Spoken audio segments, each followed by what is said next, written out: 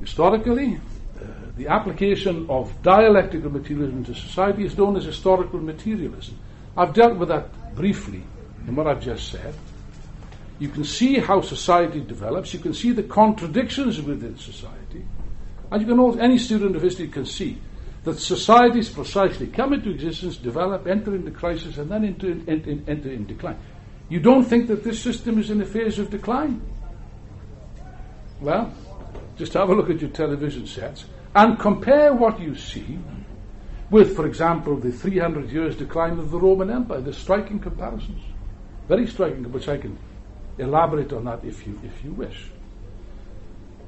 Economics, the economic theories of Marx have been borne out. Incidentally, Capital, which is Karl Marx's great economic masterpiece, which for years and years was shunted to one side, is now a bestseller in Germany specifically, since the crisis of capitalism.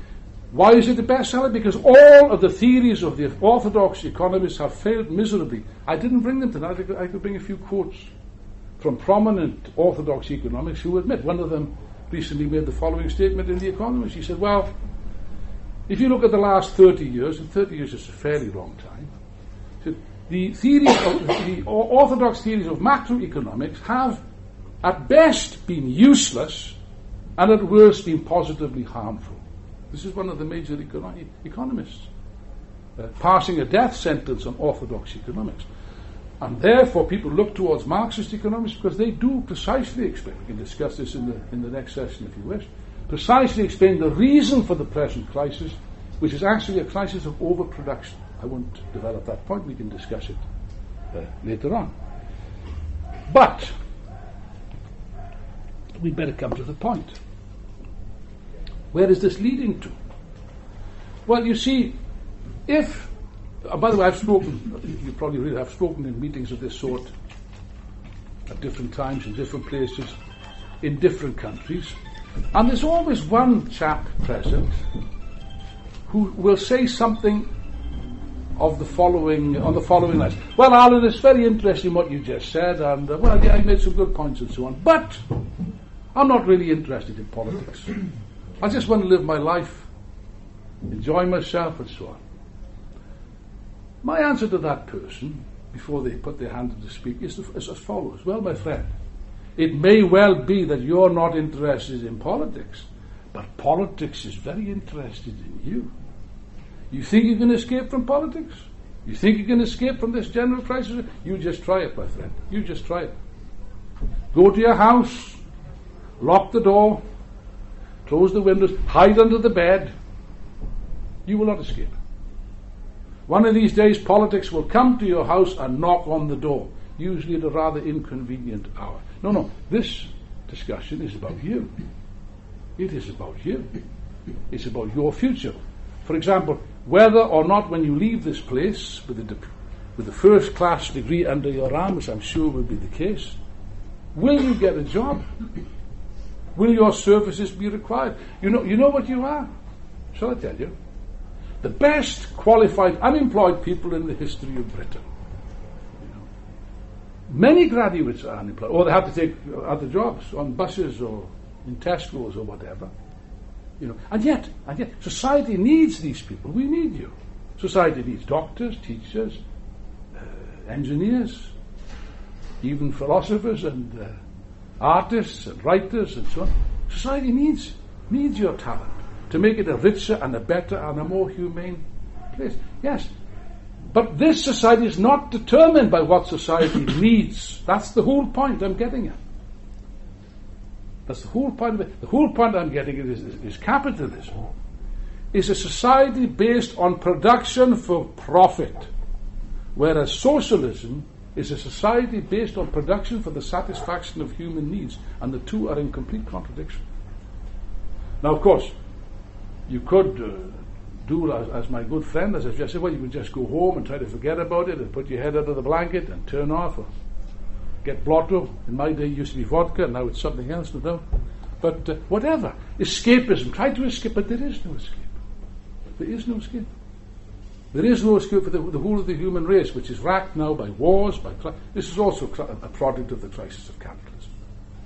Does anyone in this room honestly think that the Iraq war was on the basis that they wanted to restore democracy in Iraq? You've got to be joking. You have got to be joking. It's a product of capitalism. It's greed for oil, for profits. Although it's meant tens of thousands of communists from Iraq can give an eyewitness account of that. Terrible horrors exist. Yeah, but these horrors are the product of a particular type of society which frankly does not deserve to exist. And therefore what I say to you is this. You have no alternative but to fight. If you don't fight, if you don't get organized, if you don't mobilize all the youth and workers and so on to fight for a better type of society, then you're going to get battered. You're going to get crushed. And you will have deserved it. You will have deserved it. The only way forward, if you're not satisfied with the society, is to fight. Yeah, but even that's not enough. You know, if you want to fight successfully, the first prerequisite is you have to understand the nature of the problem. Otherwise, it's hopeless putting forward a solution unless you've understood the nature of the problem. I will just finish on this note. Am I pessimistic? Well, not in the slightest. Not in the slightest. All Marxists are always optimistic, eternally optimistic. What I wouldn't like is this. I mean, you can think what you like about what I've just said. You can agree, I hope that you will, or you can disagree strongly. That's fine. We're here to discuss. No problem at all. Please say what you think. But at the end of this meeting, do not leave this room. If you do this, then I will have failed in my objective. Do not leave this room thinking, well, I can make no difference. Please don't think that. No, I'm here to tell you, no matter what you do, I'm here to tell you, you can make a difference.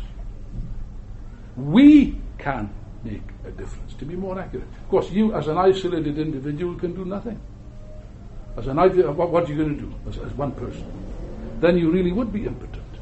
But you see, you can see by the presence in this room, we're not alone. There is interest in the ideas of socialism, of Marxism, of communism, of revolution, and so on. Many people are thinking about this now because they see simply that this society doesn't work. Our comrades in the United States, I represent an organization called the International Marxist Tendency. We have sections and groups in many countries. When Bering's bank collapsed, was it 18 months ago? Something like that. The American communists went along selling the paper. They got a paper, the same name as this, Socialist Appeal. You should buy one afterwards. And on the front page it said, capitalism has failed. And they went along to Wall Street, of all places, and they were selling this, the place where all the big bankers hang out and so on. And people were buying the paper. I thought it was quite a bold initiative. And one guy came up with a posh suit and a tie and so on, bought the paper, looked at the front page. Capitalism has failed. He said, yes, ain't that the truth? And it came straight from his heart, probably lost his job. What I'm saying to you is this. What's the purpose of this discussion? The purpose is, first of all, to highlight that society is in a deep crisis. Anyone can see this. You don't have to be clever to see this. You just put on your television set. B, something must be done about this. C, in order to do something, you have to understand it. And D, the only way really to get a scientific understanding of this is Marxism, which I hope that you'll at least, if I haven't convinced you this evening, at least take it in. Just take the trouble to read Marxism, Marx, Engels, Lenin, Trotsky. You find it a very rewarding, very interesting experience as a minimum. And finally, it's not enough to read books and to understand the ideas. We've got to get organized. Get organized. Organized on the campus, organized among the students, organized in the factories, organized in the trade union branches, organized in Britain and internationally to fight for the only cause that's worth fighting for in the first decade of the 20th century, the worldwide struggle for socialism and the emancipation of the working class. Thank you.